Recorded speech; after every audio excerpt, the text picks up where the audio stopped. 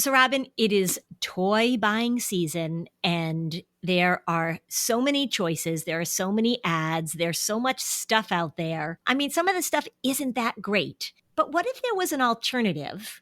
What if it was a toy that also encouraged creativity, had educational benefits? What if it was something that you and your kids could really enjoy and learn from? Yeah, and what if it had no plastic and was 100% recyclable? Playper comes in 3 steps. You pop out these pieces, and kids love this part, and you build these toys. And this is where the STEM learning comes in. Kids learn to follow the instructions, and they learn how to construct a simple toy. And then they play with these toys, and they have silly characters with full and rich and silly backstories. And we love silliness. We know that. I was really amazed about how durable these toys were. I don't have little kids anymore, but I work with little kids all the time. There is one set that is called the Curious Kingdom Story Starters. I love this. I am going to make use of this in my practice. There are cards that have a person, a place, and a thing. Kids choose the card and then create their own stories. It's about using imagination. It's about developing conversation, about being playful. It has all of the things that really help kids as they're learning and growing. I'll tell you, this is going to be a great tool for me. And I was amazed at how durable these toys are. They're not paper or even flimsy cardboard. They have a beautiful feel and they are amazingly high quality. Playper has won several awards even in the short time it's existed, including a Gold Mom's Choice Award, a Creative Play of the Year Award, a National Parenting Award, and it's also an accredited STEAM toy. Playper is giving you a special discount to get these adorable toys, and you can get 25% off any order with the promo code Fluster at playper.com. And on top of that, you'll receive free shipping through Christmas. So go to playper.com and use code FLUSTER for 25% off with free shipping through December 25th. Your child will love these toys. There are a lot of people who have a sense of humor but don't know how to be silly or funny, and those people can be the audience to the silliness. People are sitting around and everybody's laughing because somebody else was being silly or funny. It just includes everybody in the lightheartedness, the silliness, the laughing, the connection. Welcome to Season 6 of Flusterclux with Lynn Lyons, where we talk about a family's anxiety and all the big feelings, too. We tackle the serious stuff without being too serious, and I'm your co-host, Robin. I'm Lynn's sister-in-law, and I'm here to ask your questions. And I'm Lynn Lyons. I'm an anxiety expert, speaker, mom, and author, and I've been a therapist for over 30 years. Parenting can be a flusterclux, and I'm here to help you find your way. I'll give you concrete steps to take and the words to say.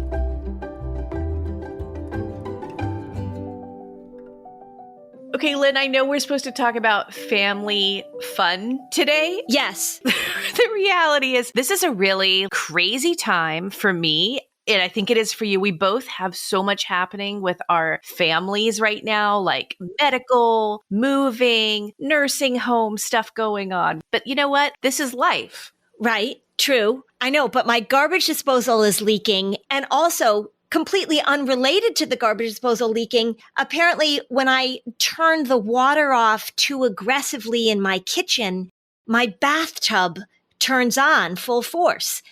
It is the craziest thing. It's like a poltergeist. So I called the plumber. The plumber is coming, and he seems to know exactly what's going on. It's something with the control thing in my bathtub. I have a sign on my kitchen sink that says gentle, which I think is like symbolic.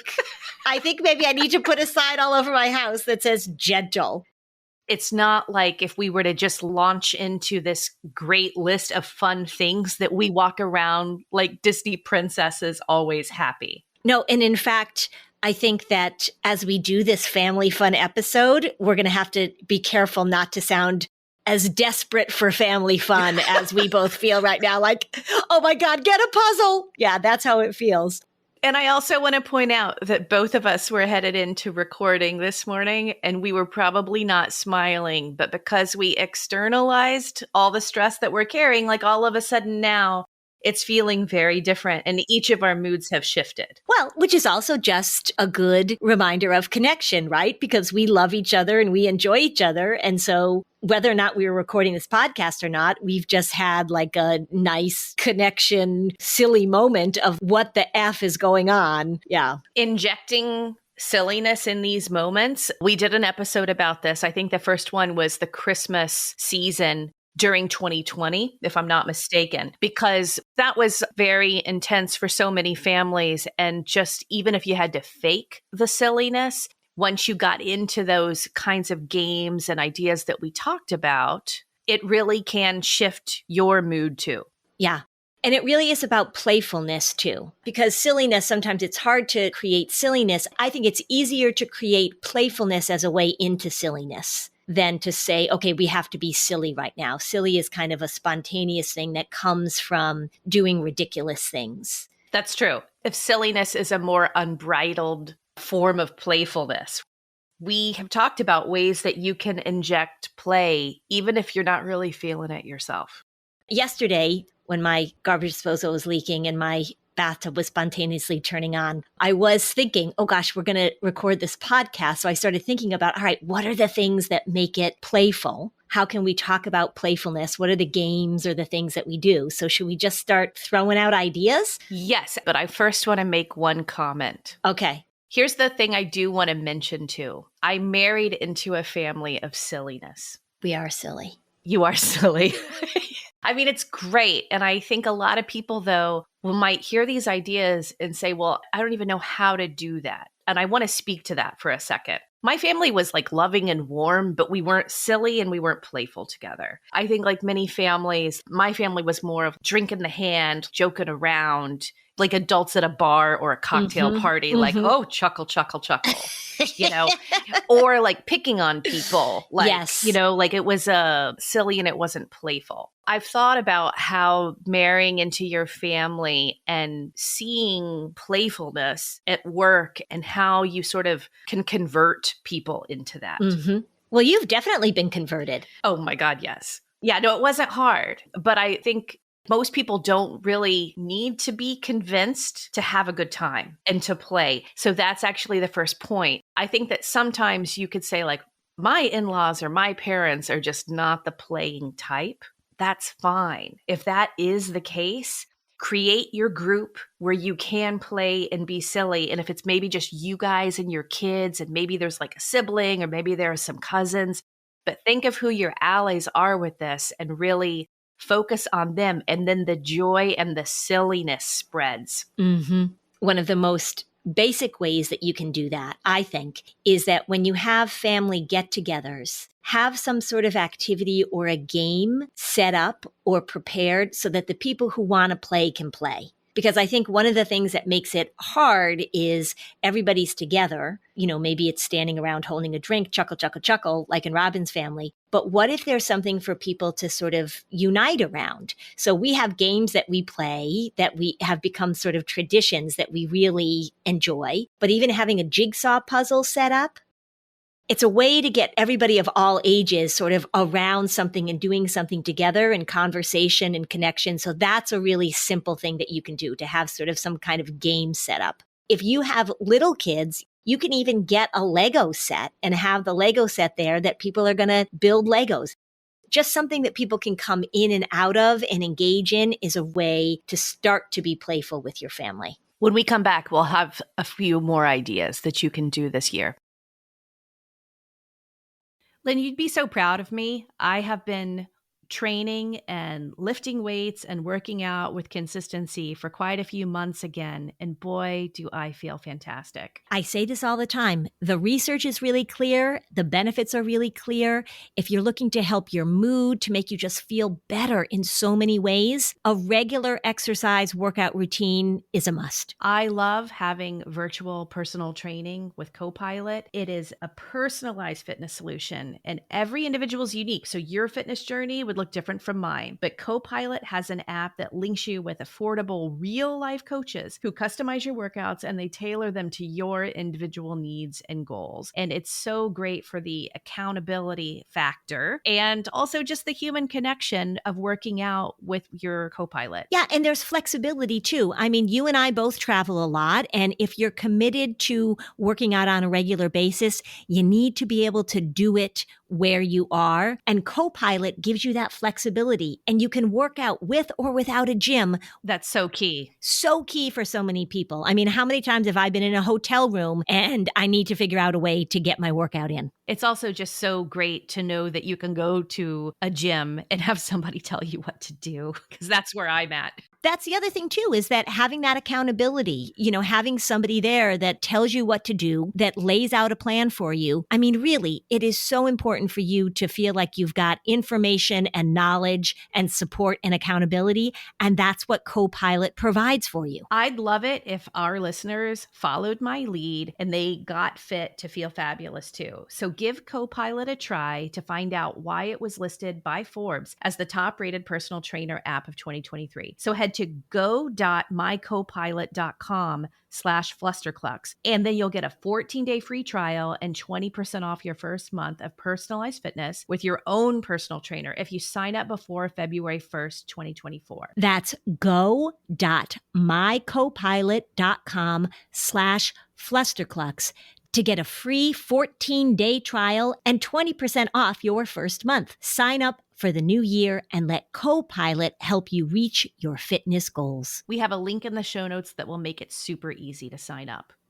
The holidays can be a lot. During all the stress and expectations of the holidays, therapy can be a huge help, but it can be hard to get an in-person appointment this time of year. So luckily, Talkspace has made getting the help that you need easy and affordable. You're able to access your provider from the comfort of your device, which means mental health care can be on your schedule. With Talkspace, you can get the support you need when you need it. And since nobody needs another expense this time of year, you'll be happy to hear that Talkspace is covered by most insurance companies and many employers. Check your coverage to see if you can get therapy for only the cost of an insurance copay or even for free. It's okay if the holidays aren't so cheery. With Talkspace, you can sign up online and get a personalized match with a provider who's right for you, typically within 48 hours, and it's incredibly convenient to have those virtual sessions with your licensed therapist from home. There's no need to commute to appointments, you won't miss time at work or line up childcare in order to attend sessions. It's mental health care made easy. Talkspace is secure and private using the latest end-to-end bank-grade encryption technology to store your information, complying with the latest HIPAA regulations. As a listener of this podcast, you'll get $80 off your first month with Talkspace when you go to Talkspace.com/Fluster. To match with a licensed therapist today, go to Talkspace.com/Fluster to get $80 off of your first month. That's Talkspace.com/Fluster. If you're looking to raise kids that are financially responsible, I have a lifesaver recommendation you need to check out. Greenlight. Greenlight is a debit card and money app made for families, and it gives kids and teens an easy and fun way to gain financial literacy while giving parents peace of mind. You can send instant money transfers, automate allowance, and keep an eye on kids' spending with real-time notifications. Meanwhile, your kids can begin their journey towards financial autonomy by learning how to save, invest, and spend wisely. The app includes a chores feature where you can set up recurring or one-time chores, customized to your family's needs, and reward kids for a job well done. If your household's like mine, you finally get the kids to commit to some chores, and then the accountability of paying them can be tricky. Greenlight can solve this issue so that everyone gets paid for the work they do. The app also comes with games that teach kids money skills in a fun and memorable way, and over 6 million parents and kids are learning about money on Greenlight. It's the easy, convenient way to get kids on the right path. So sign up for Greenlight today and get your first month free when you go to greenlight.com/Fluster. That's greenlight.com/Fluster to try Greenlight for free. Greenlight.com/Fluster.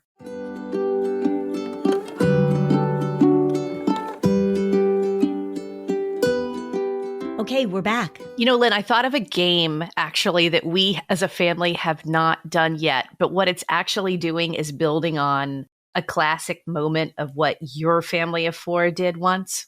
We should have a contest starting this Christmas where everyone chooses their own color, and the person who is the most of that color from head to toe with the most number of items wins. If you choose green and you come head to toe in all these different greens, and then the person who is the biggest color wearer can win that contest, like that's the kind of thing that is usually not uncomfortable for people who are really earnest. They might get really competitive about it. Yeah. Tell them the backstory of that. We were up at my parents', and I think my sister made a comment about us wearing orange, like our family was wearing orange. And that was on a Saturday. So we went home because we live close. And then we came back the next day, but we went home and we arrived on Sunday, the four of us dressed completely in orange, all four of us. But we said nothing when we got out of the car, and we just went into the house and just waited for people to know. Like we had on like hunting vests and everything that we could find orange. The four of us were dressed head to toe in orange. And then of course, when people were like, hey, wait a second, they're all wearing orange. Of course, that amused us. I mean, we had so much fun finding the orange stuff. We arrived with like this giddiness of like, ha ha ha, we're doing this funny thing. And you were doing it together, and the energy that the four of you had while you were prepping for that was the best memory. Yes, right. Running around the house and being like, oh my God, I have orange shorts. Yeah, it was really fun. I can see that being fun. I can see people finding earrings and headbands and socks and everything. Yeah. Exactly. And what I've learned in our big family is that people show up to these things with their personality. So the people who are already pretty silly know how to like really have fun with it to the delight of everybody else. And then the people who have a harder time with silly, they'll still play by the rules and they know they're a part of it. So things like that, it's leaving room for people to be where they're at. Well, I think also is that there are a lot of people who have a sense of humor, but don't know how to be silly or funny. And those people can be the audience to the silliness. People are sitting around and everybody's laughing because somebody else was being silly or funny. It just includes everybody in the lightheartedness, the silliness, the laughing, the connection. Yeah. Another idea that I heard of a family that I thought was amazing was that they did this for Thanksgiving, but it could work for any holiday that you gather together. This was at the time when the Harry Potter movies were finishing, but everyone dressed as a character. But that could apply to Star Wars. That could be Marvel superheroes. It could be a variety of different stories. Or you could choose to be one of the reindeer and try and figure out how to represent a reindeer as a costume so everyone has to guess. Showing up in costume can be really fun, and you know your family to know if people would comply. Yeah. The other game that's really fun is that the goal is to try and get somebody to say no. Everybody has like a marble or a piece of paper or whatever. So it becomes this silly game where you're purposely trying to get somebody to say no, and you're trying to not say no. So that can be a fun thing that doesn't require any props or any costumes or anything. It's very simple. You can also everybody gets a celebrity or a famous person. You write it on a piece of paper and everybody gets it taped or pinned to their back. And then you have to figure out who you are by asking yes or no questions. So it engages in conversation. It sort of helps, particularly if you're with a big group of people and you're not quite sure if there's somebody that feels a little shy or doesn't know how to make conversation. It immediately sort of starts the party with some sort of engagement. Definitely. Especially if you're bringing in new members of family or you're gathering, that game is great. Right. I remember my mom having us do those games like we had a class reunion or something. So I think my mom had me doing a party with those games, and it was really a good way to sort of get the party ball rolling. Another thing that we do every year that I think is really worth mentioning because it's made our Christmases so fun is we do like a white elephant gag gift as opposed to exchanging gifts. So when we get together as a group, we have made a commitment not to exchange gifts. And it's all about the fun. So people can get really into the fun gag gift that they contribute. So we've done that. And I like that energy instead. Yes, that's been a lot of fun. We also play what I call parlor games. There are a variety of games that they don't require boards or special equipment. It's usually just pieces of paper and pens. And similar to charades, we play something called Celebrity. So someone always introduces a new game to us. But my daughter's having a birthday party soon. And I said, what do you want to do? And she just listed all the games we play at Christmas because they're fun and they can get really, really silly by the end of the game. Yes. The other thing you might want to think about as you're having these family gatherings is what are the rules or the limits that you're going to put on technology. So if you've got a bunch of kids and everybody has a phone or everybody has an iPad, it becomes very easily for everybody to just be sitting in the same room on their phones. And that can really sort of make it not such a great experience. However, that said, there is a game called Quiplash that we play on our phones that if anybody is interested in looking that up, that's for older. It can be a little racy. I think there's a family-friendly mode, but we've never played it and we don't use that mode. Yeah. So I will say that we play Quiplash together and I have wet my pants on many occasions. I mean, we laugh so hard when we play that game. So I think on a meta level, we brought the culture of games into our gatherings. And I think that if you are new to that, there's a little voice inside of you that says, I don't know if we could do that, but try, just try. Or nobody's going to want to do this, right? You're going to tell yourself the story of nobody wants to do this, or what if I try and nobody wants to play, or that kind of stuff. And maybe if you're going to introduce some of these games, make sure that you have ahead of time, you've checked in and you have a small contingent who's going to participate with you. You know, maybe you're having 30 people at your house and maybe there are 7 of them that are game. So do a little pre-work as you're introducing this so you don't feel like you're stepping into this alone and everybody go like, no. Right. Find your allies first. And then when you have a group of the family saying, we're doing this, that's very different than you feeling like you're trying to move a big wave of energy that people just want to do the same thing that could be really boring or whatever. With the phones, one of the things that you can also do is have some sort of basket or stocking. If you have a big stocking lying around that night for Christmas, everyone puts their phone in the stocking. And if you pull your phone out during the evening, you're out. But everyone who still has their phone in the stocking by the end of the evening wins some sort of prize. And that's actually a really great way if you've got kids with phones to have an incentive for them to say, like, I am not going to get my phone today while we're all together. Right. And remember that a lot of times kids, particularly kids that are between the ages of like 10 and 14, they're going to want to do things on their phones. I don't think 10-year-olds should have smartphones, but that's a conversation for another day. But kids are going to have their phones. And so they're going to say, oh, well, when I'm with my cousins, the fun thing that we do together is play video games, or we want to play this game, which is why you have to have something else to substitute for the games that they would play on their phone. You can't just say, we're going to take away your phones and now we're all going to stand around and stare at each other. You have to have a plan. You've got to have a plan for this. You've got to have a plan. The other thing I think it's important to talk about as we're talking about creating family fun is making sure that you avoid the traps that actually make it so stressful for the hostess or the host of a family gathering. Think about what your expectations are. Think about what you are wanting to do. And then maybe just say to yourself, how can I knock this down a few pegs? How can I make this simpler for myself? You'll always have a plan of what you want the menu to be. On the day, there will be things that you forgot to make or things that you don't feel like you can, and just roll with it and just forgive yourself. And if you have a perfectionistic tendency where that will stress you out, really plan in advance that you make a decision not to be that person when it shows up, not to have your perfectionism show up and fall into it or be led by it. Because the most fun your guests will have is a trickle out effect. If you are having a good time and you are there with the intention of wanting people to have fun, it really makes a difference. And also, people remember the most powerful memories that people have are when silly things go wrong. So it's not like when something terrible happens, but you forget something or, something that your perfectionistic part might say, oh, that's terrible. Everyone else will remember it as kind of a silly, fun thing that happened. That's actually the same thing with weddings. They always say that the thing that you didn't plan, the thing that sort of was a mistake, in quotes, those are actually the memories that you will have of your wedding that you will enjoy most, because you can't really plan those great moments, and those great moments happen organically.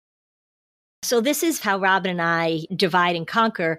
she'd be the one that plans the menu and organizes all that and makes a beautiful table and it just looks fabulous. And my family arrives wearing all orange. That's the difference.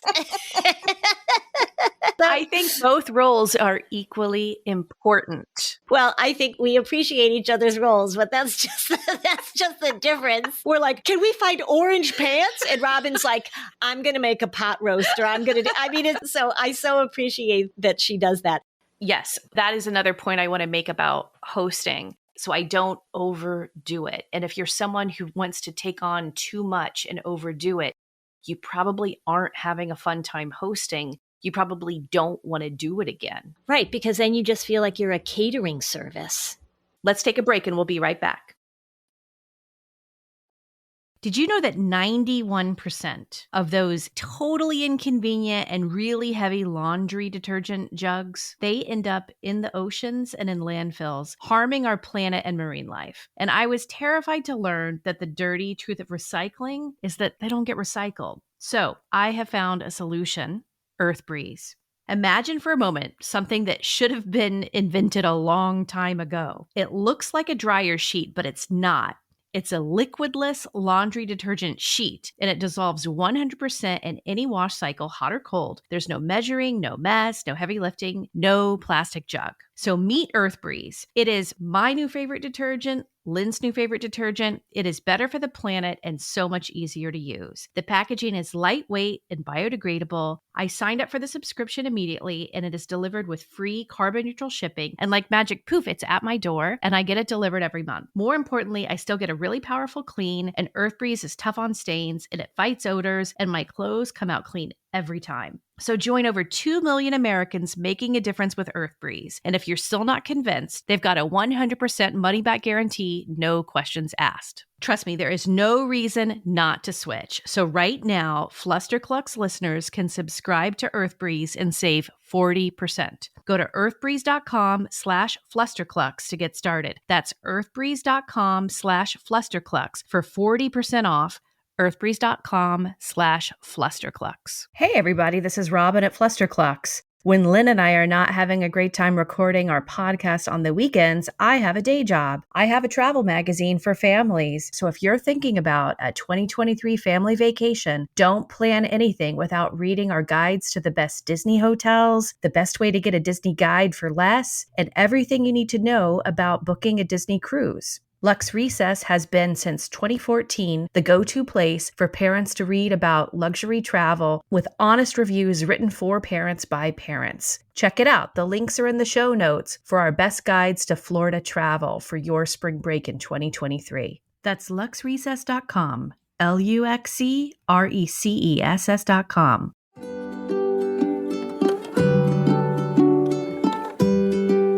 Okay, so now back to the show. I think one way to think about this as you go into it is, what is the value or what is the tone that you want this family gathering to have?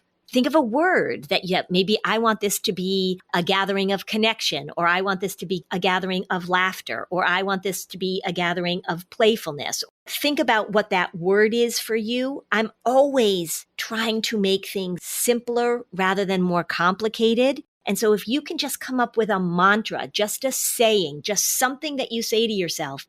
I've got the word gentle on my kitchen faucet right now. Something that you say to yourself that keeps you in this state of being, rather than the places that we can get pulled to that are so stressful or so perfectionistic or so judgmental. Keep your expectations and keep your mindset on some sort of value or some sort of word that keeps pulling you back, pulling you back, pulling you back. When your kids see you silly, that's right, they feel safe. Mm-hmm. Right. Those moments of joy that I talk about. Also remember too that your immediate family, your partner, whoever is living in your house with you, kids really pick up on whether or not the adults are managing okay, whether or not the adults feel connected, whether or not the adults are in conflict. So you've got to pay attention to that too. It's really hard, but I know that holidays and dealing with everybody's family, et cetera, can be stressful. Pay attention to what your kids are picking up on and what they're seeing, because that's what they remember too. Yeah. I started noticing this in 2020. But if I could tell, they might have been contemplating something that was sad. It was like, I have my tool of silliness. And I didn't feel silly when I did this. I was doing it for them. I was faking it, like you said. And then it leads to, because if you even fake silliness for your kids, they usually respond with authentic silliness. And then that helps you get in the mood too. When you have younger children, especially, little kids are typically always ready for silliness. And they are our masters. They are our teachers of finding joy in the moment. We don't want to deny ourselves of taking advantage of this incredible skill they have at that time in their life. And with older kids, one of the things that you can do is you can ask them. We've had a lot of holiday seasons together. Is there something that we've done that you really enjoyed? Maybe we don't do it anymore, or something that was a part of our family. If you were in charge, what would be one tradition or one thing that you would want to do that would kind of bring some joy to this holiday for you? And see what they have to say. Maybe it was like, oh, remember when we did this, or remember we did this? Ask them so that they feel like they're participating in it. Sometimes I think we as parents get really involved in creating these traditions and creating these memories. And we don't ask our kids, what are the memories or traditions that they really appreciated or valued? You might be surprised by what they say. My favorite memory so far this holiday season, I had the kids come into the bedroom and they climbed in the bed and we watched a Charlie Brown Christmas. Aww. And my kids are older and they hadn't seen this in a really long time. And of course, because I'm a Gen X kid, it was very much a thing every year to watch. So I knew it very well. They didn't know it as well, but it was very funny because then we actually talked about Charlie Brown's mental health anxiety patterns. Because I hadn't seen it in a while. That's kind of wacky show. Yeah, I know. Well, it's the same when you watch Rudolph the Red-Nosed Reindeer. There are a lot of things in there that you're like, Santa was not really being very kind. He was sort of using Rudolph in a way. I mean, it is funny when you watch it through a different lens. Yeah, you see these patterns and you're like, oh, God, well, that was an interesting message, wasn't it? Mm-hmm. But it sparks conversation, and this is why we use music and literature and even TV shows to sort of represent and talk about all the relationship stuff that we have going on. It is a tricky time of year. I think as Robin and I are talking about this and talking about silliness and play, we are not at all dismissing that it can be really hard for people who are experiencing grief, who are feeling lonely. Like you say, we've got all sorts of things going on in our families collectively for sure. And we get that. What we are saying is in these times where you're feeling stressed or sad or disconnected, this is the exact time to pull out the playfulness and the silliness and the connection. This is when we need it. When you are really looking for a way to experience something as a family and to create connection, when you are not going the play route and the silly route, which that's why theme park vacations typically are actually so common and fortifying for a family with younger kids, the power of nature and the power of observing something that creates awe together, and that can be achieved from hiking, that can be achieved from a variety of ways. But those kinds of shared experiences really can make a difference. For sure. And we are a family that is very much out in nature a lot. And so I can speak to that absolutely, that you don't have to be on the top of a mountain like we are sometimes just looking at the incredible landscape, but you can look at the stars, you can notice the moon, you can take a walk. I will add to that to say that the research keeps piling up, everybody, that being outside and moving your body is incredible for your mood. So part of what you can also include in all of this family time together is to make sure that you are doing that. And not everybody needs to participate, right? If you say we're all going on a walk and 50% want to go and 50% want to stay, that's all right. It's interesting. There's a woman who has a podcast, Ask Dr. Jessica, and I've referred to it several times. She just had somebody on that was talking about movement and how much we've gotten rid of that and how important that is. She said that she dragged her kids to do a 5K on Thanksgiving morning, and then she dragged them to go do a hike later in the weekend. And when she was talking to her kids about the best part of the Thanksgiving weekend, guess what they said?